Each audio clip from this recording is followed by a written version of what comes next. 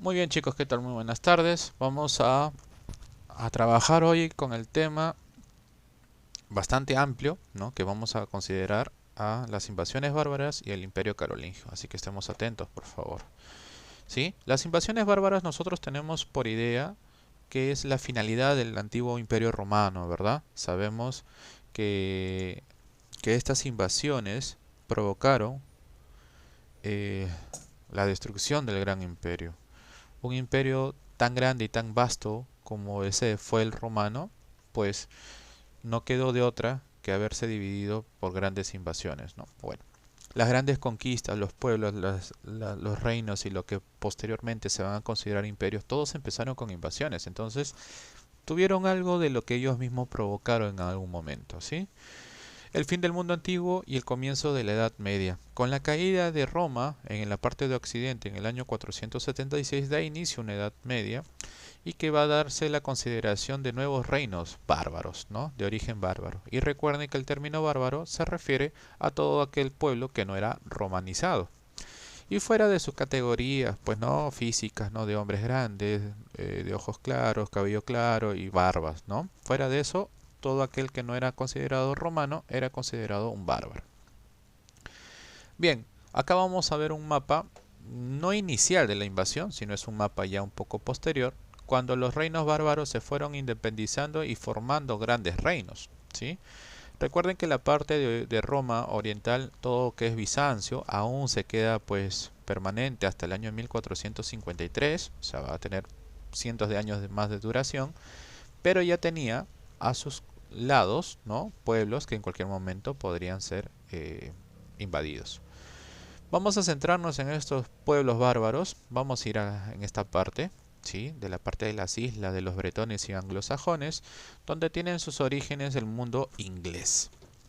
Entonces nosotros considerando al mundo inglés, de alguna u otra forma, sabemos que es un pueblo totalmente alejado del pensamiento romano, pero de alguna otra vez devuelto por ello. Los anglosajones y los bretones, ¿de dónde surgieron? Pues de la misma condición de estos eslavos, ¿no? Los eslavos sajones, los turungios, los bávaros, y así la, progresivamente se fueron ampliando. Entre todos estos reinos bárbaros que depositaron sus nuevos cimientos en tierras romanas, solamente fueron algunos que consideraron convertirse en reinos posteriores, por ejemplo, de los anglosajones, que hasta el día de hoy mantienen la línea de los famosos siete reinos, ahora lo que se llama Reino Unido Inglaterra.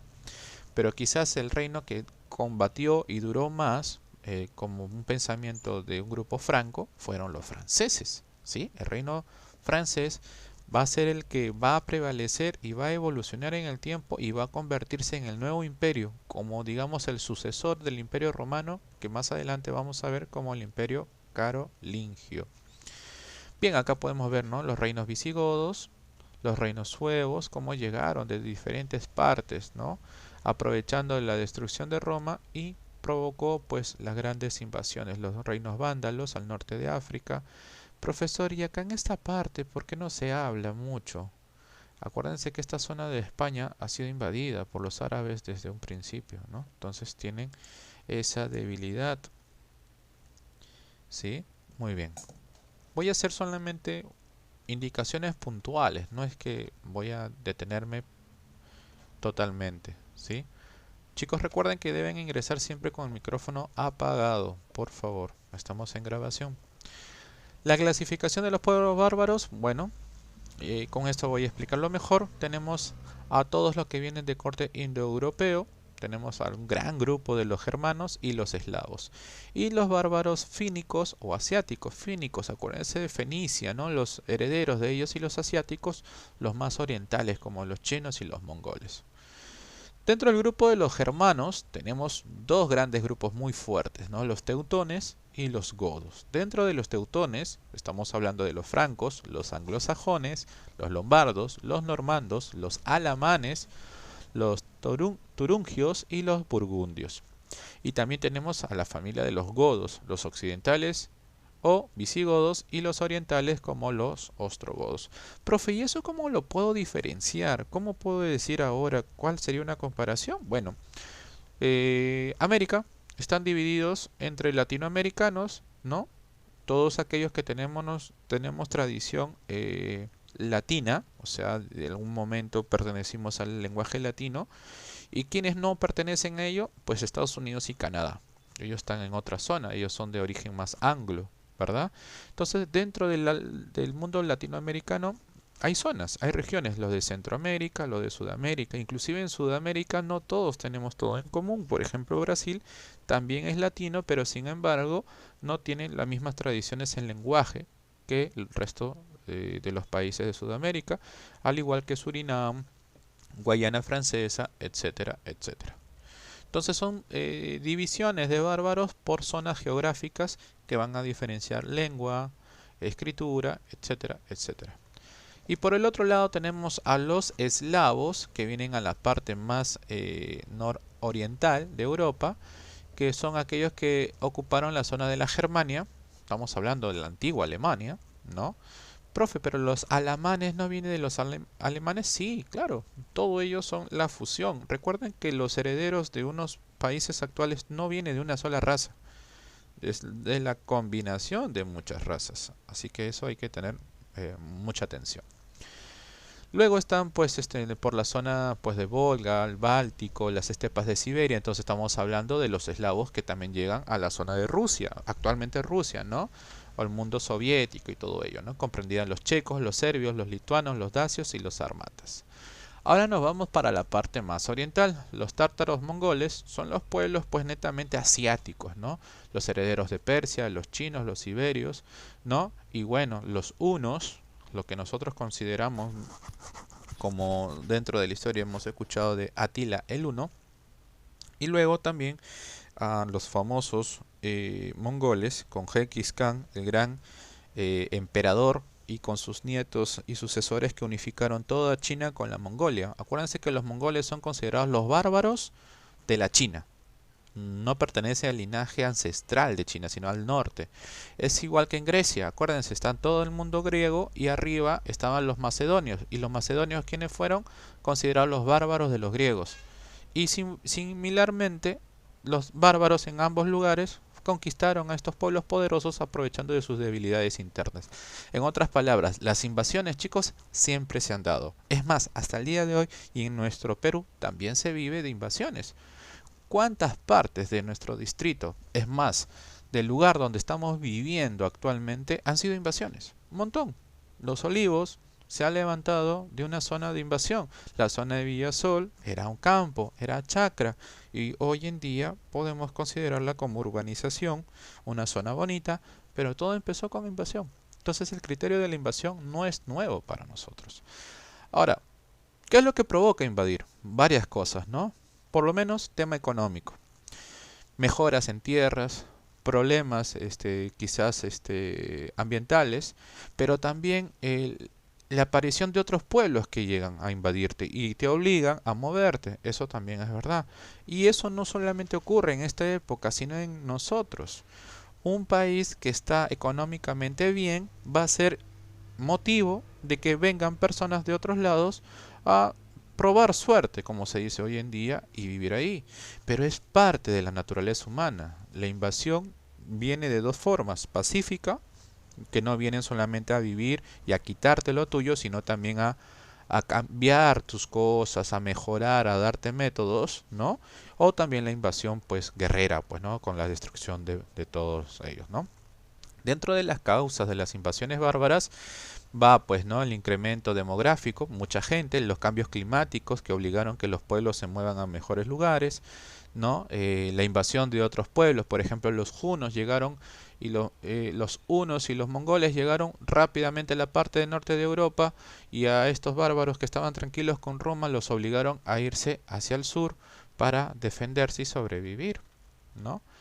De todos estos bárbaros, ¿quiénes se volvieron reinos? Miren, en la península ibérica, lo que es España y Francia, tenemos Iberia y la parte de la Galia, capital Toulouse, el reino visigodo, ¿no? Entonces, el reino visigodo tiene, digamos, como grupo bárbaro, tiene una evolución en el futuro, ¿no? El mundo franco, por un lado, y luego pues los herederos de la corona española que hasta el día de hoy tienen origen francés, ¿no? Entonces estamos acá viendo un poquito de sus principales reyes y las clases que llegaron de esa época y que tienen situación hasta el día de hoy. Luego tenemos los reinos ostrogodos que pertenecieron a la zona itálica, estamos hablando de la antigua Italia. La diferencia de otros es que Italia jamás fue un reino unido, ¿ya? Italia fue un grupo de principados, siempre fue gobernado por varios príncipes o pequeños reyes, pero nunca fue un reino unido. Entonces, siempre fue dividido. En la península itálica, el reino ostrogodo, en Ravenna, la ciudad capital. Luego, nuevamente en Francia, ya los francos ya independizándose de los anteriores, en la zona de las Galias, que quiere decir los gallos. Recuerden que Francia tiene el símbolo del gallo, ¿sí? Como su símbolo emblemático. ¿Por qué creen? Porque es la zona de los gallos, la Galia. La capital Saint-Saëns, o luego va a ser llamada París, ¿no? Entonces, acá va a dar origen de este mundo franco, de este reino, empezando con el primer rey franco establecido como Clodoveo, y empieza la dinastía merovingia. Y luego de ahí vamos a hablar toda la situación que va a provocar con el futuro imperio carolingio. El reino anglosajón en las Islas Británicas, ¿no? Entonces de ahí viene pues el término del idioma. El inglés no es latino, es anglo, no tiene nada que ver con el mundo latino. Es más, fue considerado bárbaro durante mucho tiempo. Las Islas Británicas pues van a darse a conocer como los famosos siete reinos, ¿no? Wessex, Essex, Sussex, Anglia, Northumbria, Mercia y Kent, ¿no? Inclusive va a haber un rey que va a unificar esto y lo va a llamar como el reino de Anglaterra. Y luego va a evolucionar en Inglaterra, ¿no? Bueno, eso es lo que sabemos hasta el día de hoy. ¿Ustedes quieren conocer más esta historia? Pues aprovechen los recursos que hoy tienen como el Netflix y todo. Hay series necesariamente que te pueden explicar mucho mejor, ¿no? Si por ahí una serie te puedo lanzar, Bárbaros, Vikingos, ¿no? Es una serie que también lo he visto en estos tiempos y me pareció súper impresionante, ¿no? Y calza muy bien con la parte de la historia que vamos a estudiar, ¿no? Si quieren, pueden ir viéndola. Son 4 temporadas, bastante larga, pero bastante chévere, ¿no? Hay de todo, ¿no? Bien. El reino vándalo, que se va a especificar en la zona norte de África, que hasta el día de hoy pues tiene ya una situación musulmana, ¿no? El reino vándalo va a evolucionar luego con las invasiones árabes y se van a quedar dentro de ello. ¿Cuál es la principal ciudad del mundo del norte de África? No es Egipto, sino Cartago, ¿sí? Que está muy cerca del Mediterráneo. Bien, eso es en relación a las invasiones bárbaras. No vamos a decir que fue provocado el final de un imperio, sino que el imperio ya estaba cayendo y necesariamente era necesario que estas cosas ocurrieran, ¿no? Es normal. Si lo analizamos fríamente, es normal. Vamos a centrarnos al imperio carolingio y ya habíamos hablado brevemente sobre el pensamiento de los francos, ¿sí? Había empezado con el linaje de los merovingios, con Clodoveo, y recuerden que el pensamiento de un rey era diferente. En esa época el rey era el líder, el defensor, el que iba a pelear con su ejército para defender sus tierras o crecer sus tierras. El rey estaba delante de todos. Pero poco a poco los Clodoveo comenzaron a pasar reyes tras reyes tras reyes y estaban perdiendo esa cercanía con el pueblo. Y tanto es así que los reyes ya no iban a pelear, ya no defendían, ya no sufrían por el maltrato contra sus propios paisanos, entonces les dio igual. Entonces poco a poco fueron ganándose un título de rey holgazán, ya no gobernaban, solamente se encargaban de divertirse, de cobrar, emborracharse, tener hijos y nada más. Entonces, ¿quiénes van a entrar a tener la imagen de esa persona que era el rey antiguo? Eran los mayordomos. El mayordomo no es considerado como hoy en día entendemos como quien es el que es el servicio, ¿no? El mesero, no es así. El mayordomo en esa época es considerado como el primer ministro, el ministro de guerra. Y de estos reyes holgazanes, pues tuvo, en este caso, en la persona de Carlos Martel, mi ancestro antiguo, la persona quien va a recuperar la hegemonía de un rey. Representando al rey, él va a pelear en nombre de él, va a derrotar a los sajones rebeldes, va a pelear inclusive con insurrecciones árabes que llegan a su reino, ¿no? En Poitiers, que llega a tener el título más grande, el pueblo lo amaba, reclamaba que él sea el rey y el otro rey no, pero él jamás iba a pensar eso porque su dedicación y su compromiso era con el rey. Pero sin embargo, quien no pensaba igual era su hijo, que también llega a tener el cargo de rey, y ahora con el rey Childerico III, o Childerico, si como lo quiero pronunciar, él va a ver que este rey no hacía nada. Entonces Pipino el Breve va a tener un acuerdo con el Papa Zacarías para derrocarlo, pero el Papa, que es el único autoridad divina en la tierra de coronar, era el único que podía descoronar. Entonces llega a un acuerdo con Pipino: mira, Iglesia, representante del Papa, si tú me das la corona, yo te prometo que de aquí en adelante te voy a dar tierras, te voy a dar protección y vamos a ser aliados. Chévere. Pero Zacarías no le podía quitar la corona directamente a los reyes. Entonces le dice que al rey Gilderico que deje el cargo durante 3 años, ¿no? Mientras Pipino el Breve lo va a suceder sin ser coronado, para ver quién gobernaba mejor y que el pueblo también tenga su veredicto, su opinión.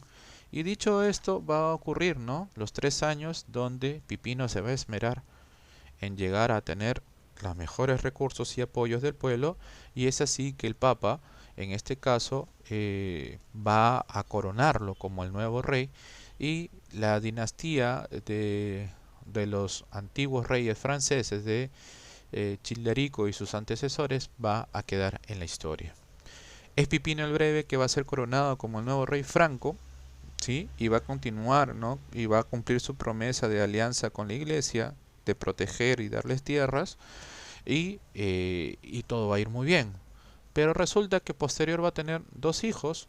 Acá ya viene una historia mitológica de los hermanos Carlo y Carlomán, eh, que inclusive como eran gemelos, uno no podía suceder al otro, entonces uno es decidido pues por uno de los hermanos encerrado en una de las torres, ¿no?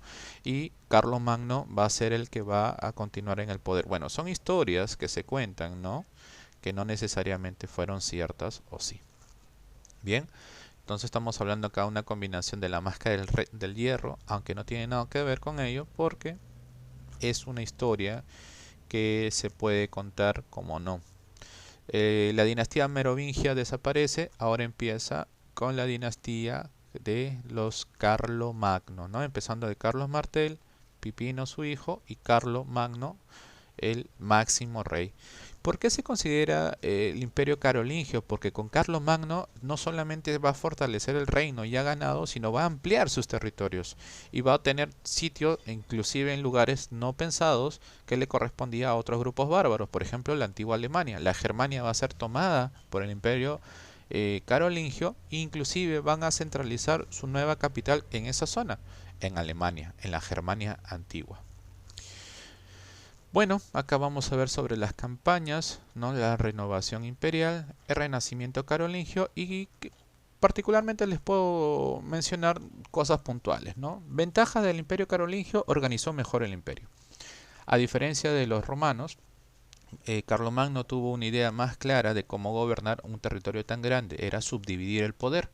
Entonces él lo que va a generar, lo que nosotros conocemos, es la descentralización del poder. Entonces va a generar por regiones a un líder. Este líder va a tener a su vez, por ejemplo, regiones, distritos, ciudades, pueblos, etc, etc, etc. Y cada uno va a tener un poder, y todos van a ser supervisados por un domini mici, que quiere decir un mensajero real. Entonces el rey, en este caso Carlos Magno, va a tener la opción de conocer todo su imperio sin necesidad de traición. Porque recuerden que en esa época existía algo que hoy en día está de menos o devaluado, que era el respeto y el compromiso. Tu palabra valía oro, ¿sí? Si tú prometías a una persona fidelidad, lo tenías que cumplir con tu vida, y si no, tendrías que morir. Esto va a crearse lo que nosotros vamos a conocer después como las famosas reparticiones de tierras.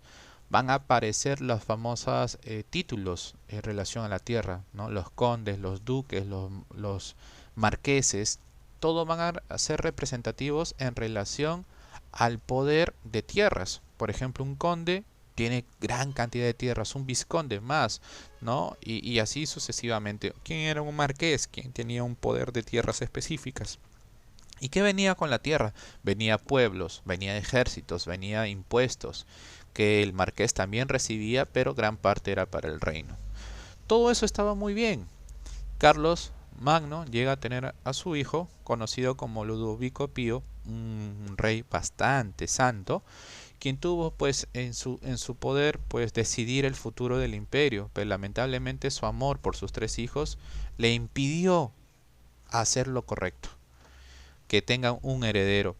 Eh, claro, teníamos un heredero, quien era Luis el Germánico, por ser el mayor, pero lamentablemente Ludovico Pío dejó muy ambiguo ese detalle y hubo una guerra civil entre los hermanos que a las finales, en el año 843, decidieron dividir el imperio y cada uno liderar su propio reino. Luis Germánico se quedó con los territorios que hoy corresponde a la actual Alemania y parte de Italia, lo que sería posteriormente el Sacro Imperio Romano Germánico. Carlos el Calvo se va a quedar con la parte de lo que hoy en día es Francia, y Lotario va a quedarse en la parte de Lotaringia y una parte de Italia, Francia, ¿no? Y todas las zonas de Holanda y Suiza corresponderían a su reino. Acá podemos visualizar puntualmente, ¿no?, la línea de tiempo en que se desarrolló toda la civilización del Imperio Carolingio en comparación con nuestro mundo. Mientras Carlomagno era coronado emperador en Roma, la cultura wari era pues la principal fuente aquí, hasta que llegara pues ya los incas, ¿no? Bien. Y nada, pues chicos, esto es el tema de hoy. Es bastante amplio, he tratado de hacerlo rápido. Toda esta información, este material, ustedes lo tienen en su plataforma. Y esta clase va, como les dije, va a quedar grabada y yo lo voy a subir a la misma plataforma junto con este material una vez que lo edite. Bien chicos, hasta aquí